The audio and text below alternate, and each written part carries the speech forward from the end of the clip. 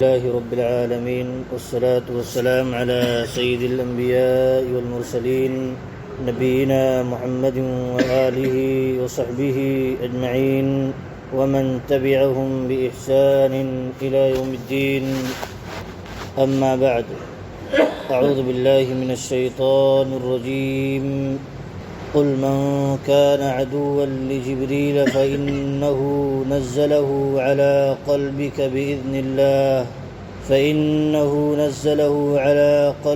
بإذن الله مصدقا لما بين يديه وهدى وبشرى للمؤمنين. من كان عدوا لله وملائكته ورسله وجبريل وميكال فإن الله عدو للكافرين. اے نبی، آپ کہہ دیجئے کہ جو شخص جبریل کا دشمن ہے اسے معلوم ہو جانا چاہیے کہ جبریل ہی نے تو اس قرآن کو اللہ کے حکم سے آپ کے دل پر اتارا ہے، جو اپنے سے پہلی کتابوں کی تصدیق کرتا ہے اور اس میں مومنوں کے لیے ہدایت اور کامیابی کی بشارت ہے. سو جو لوگ اس کے انکاری ہیں ان سے آپ کہہ دیں کہ جو شخص اللہ کا، اس کے فرشتوں کا، اس کے رسولوں کا، جبریل کا اور میکائیل کا دشمن ہو تو بلا شبہ اللہ تعالیٰ خود ایسے کافروں کو دشمن رکھتا ہے. ان دو آیتوں کے سلسلے میں چند باتیں گزری تھیں. ایک اہم بات یہ ہے، یہاں جبریل علیہ السلام کو دشمن سمجھا جب انہوں نے، یہود نے، کہ یہ تو ہمارا دشمن ہے، ہمارے پاس عذاب لے کر کے، تباہی لے کر کے، سختی لے کر کے ہمارے پاس آیا کرتا تھا، تو اگر آپ پر میکائیل علیہ السلام وہی لے کر کے آتے قرآن کریم کی تو ہم آپ پر ایمان لے آتے، آپ کی بات مان لیتے، کیونکہ وہ ہمارے ولی ہیں، ہمارے دوست ہیں.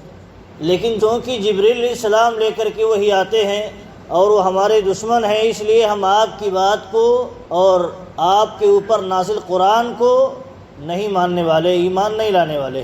تو اللہ رب العالمین نے یہاں یہ ذکر کیا ہے. دیکھیے، ایک کسی رسول کا انکار، ایک کسی فرشتے کا انکار، تمام فرشتوں کا انکار ہے.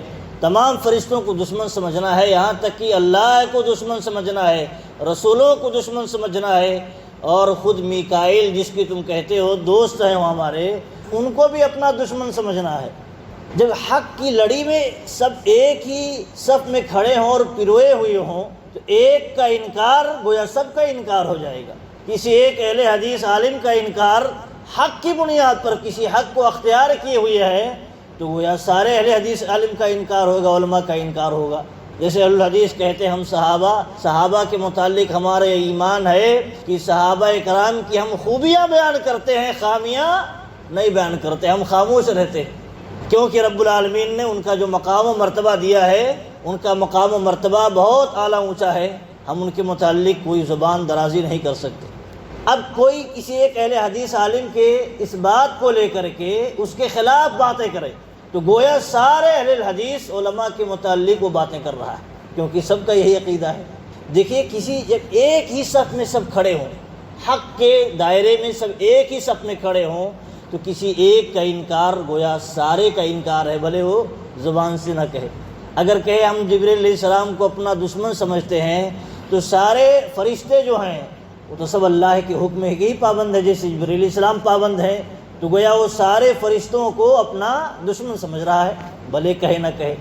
اللہ کو بھی اپنا دشمن سمجھ رہا ہے، کیونکہ انہوں نے تو ہی جبریل علیہ السلام کو ان کاموں کے لیے مکلف بنایا ہے، میکائیل علیہ السلام کو ان کے کام کے لیے مکلف کیا ہے، جبریل علیہ السلام کو ان کے اوپر جو ذمہ داری ہے ان کاموں کے لیے مکلف کیا ہے. کس نے؟ اللہ رب العالمین نے مکلف کیا ہے. اور رسول کا بھی دشمن ہے، کہا اللہ رب العالمین نے کہا کہ جو اللہ کا دشمن ہو، فرشتوں کا دشمن ہو، رسولوں کا دشمن ہو، جبریل کا دشمن ہو، میکائیل کا دشمن ہو. تفصیل کے ساتھ اللہ رب العالمین نے نام لے لیا ہے، ذکر کیا ہے. رسول کا دشمن کیسے؟ کہتے ہیں رسول کا دشمن اس معنی میں کہ جب رسول جو چیز پیش کر رہے ہیں، اللہ کی طرف سے جو آئی ہوئی چیز ہے، کتاب ہے، ہدایت ہے، رہنمائی ہے، یہ انکار کر رہے ہیں. کیوں؟ یہ ہمارے حساب سے جو فرشتہ آنا چاہیے تھا ان پر، وہ فرشتہ ان پر نہیں نازل ہوتا ہے، اس لیے ہم ان کی بات نہیں ماننے والے۔ تو کہا یہ رسولوں کے دشمن ہیں، رسولوں کے دشمن ہیں، کیونکہ ایک رسول کی بات کا انکار سارے رسولوں کی بات کا انکار ہے۔ کیوں؟ جبریل علیہ السلام جیسے نبی اکرم صلی اللہ علیہ وسلم پر آتے تھے، ایسے ہی تمام رسولوں پر جبریل علیہ السلام ہی نازل ہوتے تھے، ہدایت لے کر کے، کتابیں لے کر کے، رہنمائیاں لے کر کے، وہی لے کر کے اللہ رب العالمین کی طرف سے۔ تو اگر سمجھتے ہیں یہ جبریل دشمن ہے تو موسیٰ علیہ السلام پر بھی تو یہی جبریل علیہ السلام وہی لے کر کے نازل ہوا کرتے تھے۔ تو گویا موسیٰ علیہ السلام کا بھی انکار ہے، عیسیٰ علیہ السلام کا بھی انکار ہے، تمام انبیاء اور رسول کا انکار ہے۔ نبی اکرم صلی اللہ علیہ وسلم کا انکار اسی بہانے سے تو کر رہے ہیں یہود، کہہ رہے ہیں یہ تو ہمارا دشمن ہے، عذاب لے کر کے آیا کرتا تھا، سختیاں لے کر کے آیا تھا، بہت ساری عذاب لے کر کے آتا تھا۔ اگر یہ میکائیل علیہ السلام آپ صلی اللہ علیہ وسلم پر کتاب لے کر کے آتے، وہی لے کر کے آتے تو ہم مان لیتے۔ تو یہی فرشتے جو ہیں یہ موسیٰ علیہ السلام پر بھی نازل ہوتے تھے، عیسیٰ علیہ السلام پر بھی نازل ہوتے تھے، اور تمام انبیاء کرام پر نازل ہوا کرتے تھے۔ تو گویا ایک رسول کا انکار تمام رسولوں کا انکار لازم آئے گا۔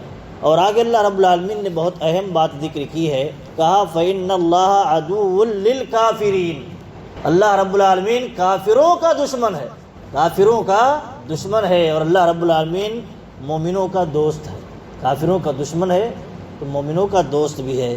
امام ابن کثیر رحمۃ اللہ علیہ کہتے ہیں یہاں اللہ رب العالمین نے خاص طور پر ان دو فرشتوں کا نام ذکر کیا ہے، جبریل کا اور میکائیل علیہ السلام کا۔ حالانکہ پہلے ذکر ہے وہ ملائکتہ، وہ اللہ کے فرشتوں کا دشمن ہے، یہ تو فرشتوں میں سب شامل ہو گئے، لیکن خاص طور پر اللہ رب العالمین نے جبریل اور میکائیل کا تذکرہ کیا، کہتے ہیں کیونکہ ان دو فرشتوں کا ان یہود نے تذکرہ کیا تھا، اور ان لوگوں نے کہا تھا یہ جبریل علیہ السلام ہمارے دشمن ہیں اور میکائیل علیہ السلام ہمارے دوست ہیں، یہ اچھی چیزیں لے کر کے آتے ہیں۔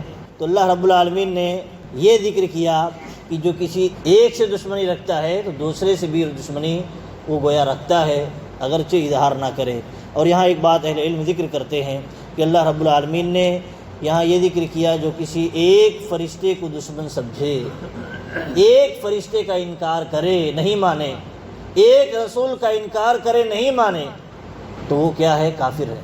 بھلے کہے ہم اور فرشتوں کو مانتے ہیں، اور فرشتوں کو دوست سمجھتے ہیں، اور رسولوں کو مانتے ہیں، اور رسولوں پر ایمان رکھتے ہیں، ان کی باتیں تسلیم کرتے ہیں، لیکن بہرحال کسی ایک رسول کا انکار، کسی ایک فرشتے کا دشمن سمجھ لینا، یہ کیا ہے؟ کفر ہے، کفریہ جملہ ہے، اور یہ کفریہ باتیں انسان دائرے کفر میں چلا جائے گا، اسلام سے، ایمان سے خارج ہو جائے گا۔ اس لیے انسان کو غور کرنے کی ضرورت ہے، احتیاط کرنے کی ضرورت ہے۔ یہ نہ سمجھے کہ منمانی ہم نے فلاں کو کہا ہے، فلاں کو تھوڑی کہا ہے، لیکن اگر فلاں اس سلسلے سے جڑا ہے، ہدایت کے سلسلے سے، ایمان کے سلسلے سے، عقیدے کے سلسلے سے جڑا ہے، تو ایک کا انکار گویا سارے لوگوں کا انکار ہے، کسی ایک بات کا انکار جو حق بات ہے گویا ساری باتوں کا انکار ہے، کیونکہ جب ایک کا انکار کر سکتا ہے تو ساری باتوں کا بھی انکار کر سکتا ہے۔ خواہش کی بنیاد پر خواہش کی کوئی لمٹ نہیں ہوتی، تو وہ ایمان کا تقاضا یہ ہے۔ اسی لیے اللہ رب العالمین نے اس پہلے والی آیت میں جو کہا کہ مصدقا لما بین یدیہ وہدی وبشریٰ للمؤمنین، کہا یہ کتاب جو ہے اللہ رب العالمین نے نازل فرمائی ہے نبی اکرم صلی اللہ علیہ وسلم کے دل پر جبریل علیہ السلام کے واسطے ذریعہ۔ یہ کتاب کیا کرتی ہے؟ کہا ہے مصدقا لما بین یدیہ، قرآن کریم سے پہلے جو کتابیں ہیں اس کی تصدیق کرتی ہے، جھٹلاتی نہیں ہے۔ اور دوسرا یہ ہے وہدن، اور یہ ہدایت کی کتاب ہے۔ یہاں ہدایت کہا ہے تو ہدایت میں یہ نہیں ہے کہ آپ اس کو پڑھ لیں تو آٹومیٹک آپ ہدایت پا لیں گے۔ ایمان جب تک نہیں ہے تو ایمان جب تک نہیں ہے آپ ہدایت نہیں پا سکتے۔ یہ رہنمائی کرتی ہے، دلالت کرتی ہے، آپ کو توجہ دلاتی ہے ہدایت کی طرف، یہ رہنمائی کی کتاب ہے۔ لیکن یہ رہنمائی کن کو فائدہ دے گی؟ ھدی للمتقین، جو متقی ہوں گے ان کو فائدہ دے گی۔ اور یہاں کہا وبشریٰ للمؤمنین، ہدایت ہے اور بشارت کی کتاب ہے للمؤمنین، شرط ہے مومنوں کے لیے۔